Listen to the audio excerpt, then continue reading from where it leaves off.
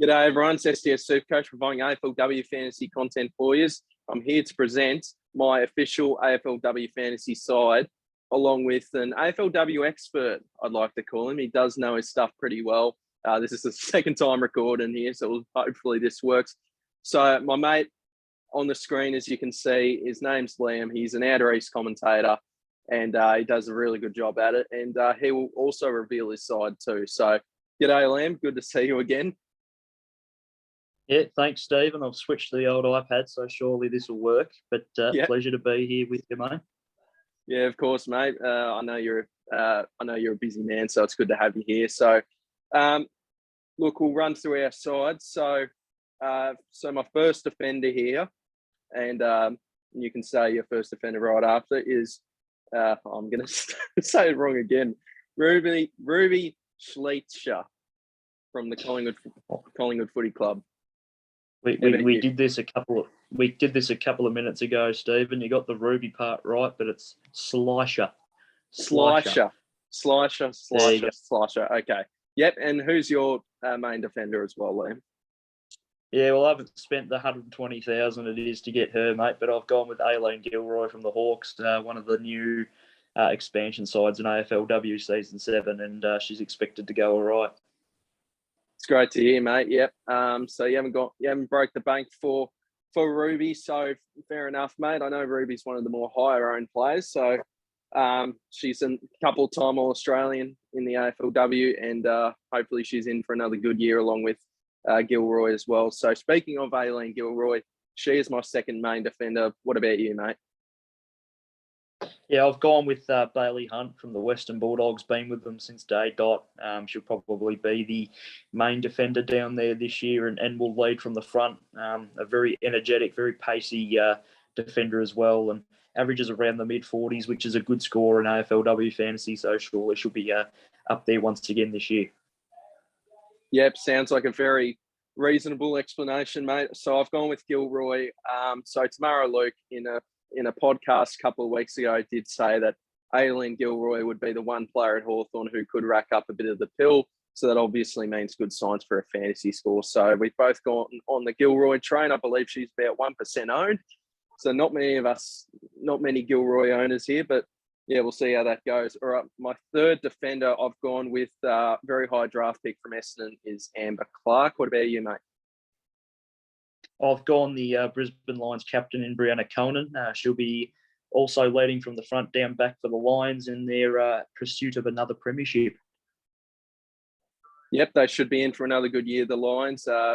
Amber Clark, so first year for Essendon in the AFLW, she should get a bit of opportunity, you would think. So, all right, my fourth defender is Philippa Seth from the Fremantle Footy Club. What about you, mate? I've stuck with Brooke Walker from the Carlton Football Club. She burst onto the scene last season, got some really, really good scores. There was a game or two where she got a 60, then backed it up with a 70, and as a rookie, that's an unbelievable score, really. If she doesn't get off to a good start, I'll probably go the downgrade. Use 46,000 and go to your previous player if things all go well there.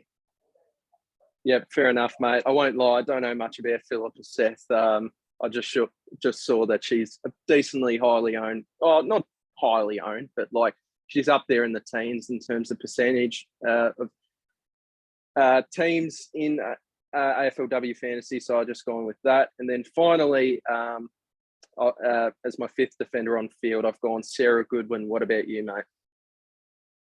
Yeah, good minds think alike there, Stephen. I've also got Sarah Goodwin, 18-year-old from Glenelg in the SANFLW. Looking forward to seeing what she can do with the really, really well put together Port Adelaide side this season.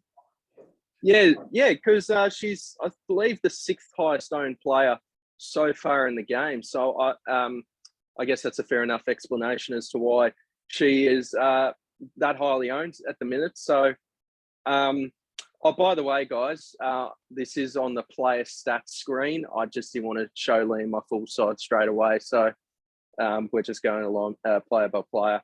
All right, so we'll go to the ruck now. So she's been in the side the whole time. I've gone from the Western Bulldogs, Celine Moody. What about you, mate?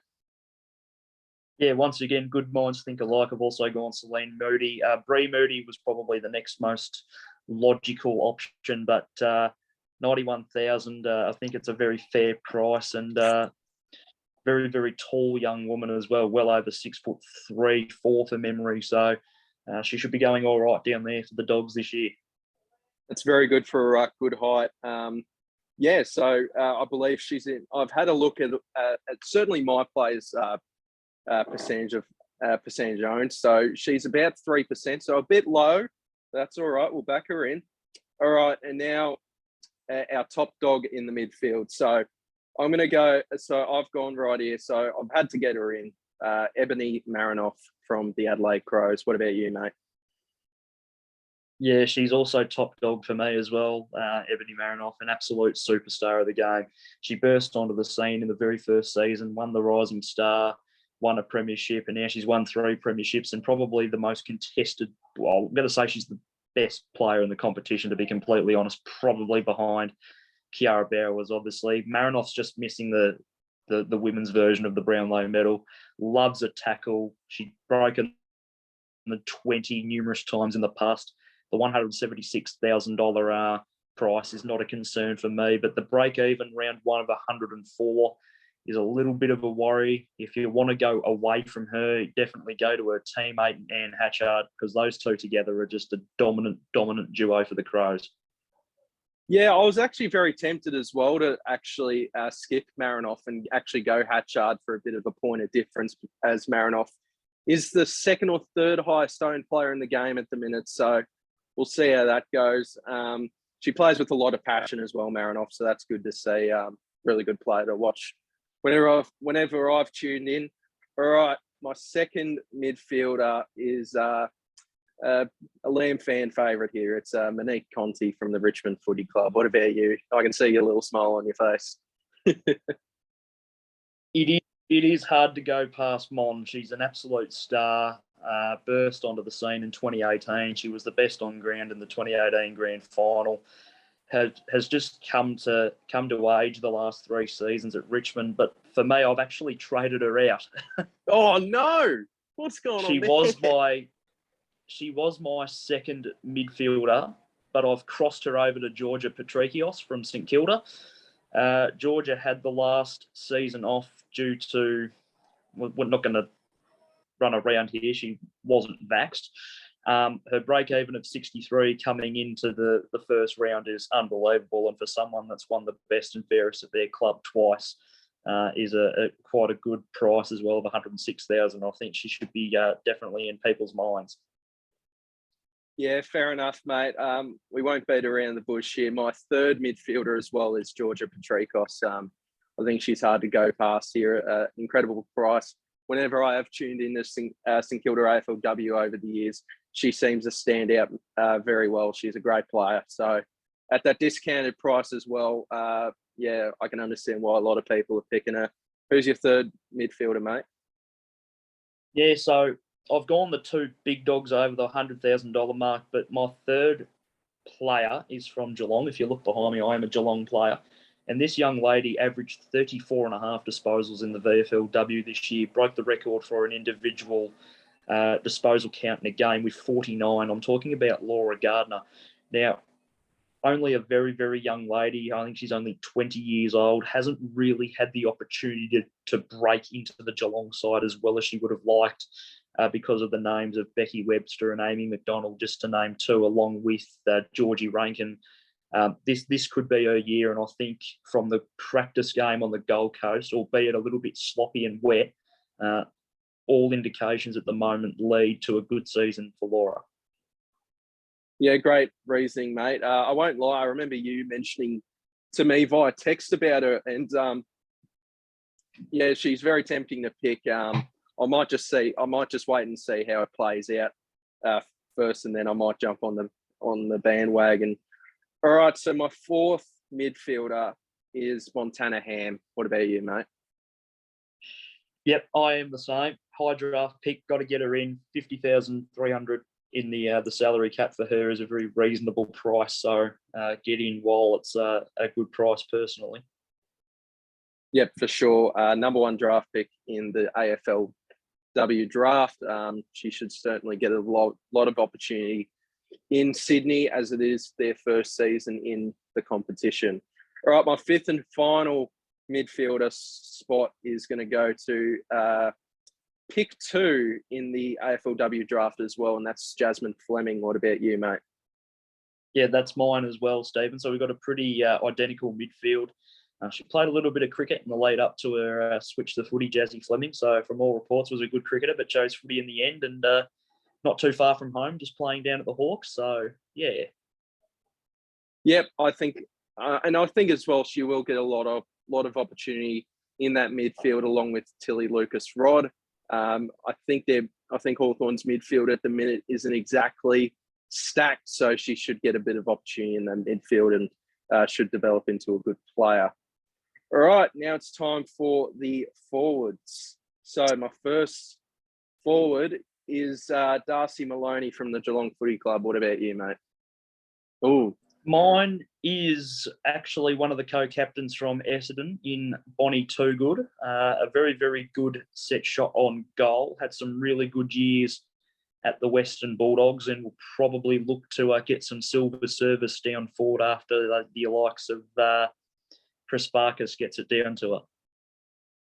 Yeah, good option, mate. I remember you actually recommending me Darcy Maloney. I don't remember why. There was a few Cats players that you brought up, but I think you did say that she had a good game in the Gold Coast Geelong practice game, if I'm not mistaken. Yeah, look, I may as well just come out and say it, and you can reveal your second one after me. Darcy Maloney actually is my second forward at the moment. She kicked 4 against the Gold Coast in their practice game a couple of weeks ago.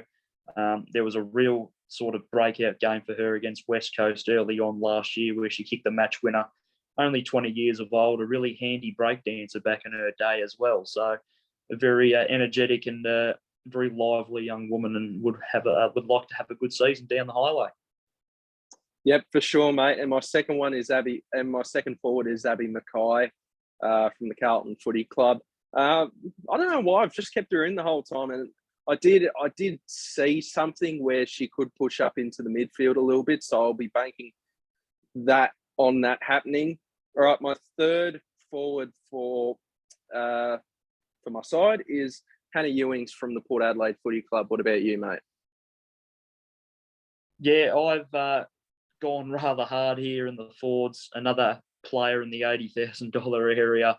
One of the leading goal kickers last season. She's jumped ship from Freo, joined Port Adelaide, and Gemma Houghton, a very tall individual, leads up at the football really, really strong, and has a really hard kick on her as well. So expect her to be really working well down forward, and also probably a dangerous little duo when Erin Phillips goes down there to rest in the games as well. Yep, for sure. Port Adelaide certainly recruited very well and should be in for a decent first season in AFLW. So Gemma Houghton, another one to keep an eye on. All right, my fourth forward, who hasn't really moved from my side after saying that she is a lock for round 1, unless she's gotten injured, it's Cynthia Hamilton from the Sydney Swans. What about you? Mine is Brooke Walker from the Sydney Swans, former Western Bulldog.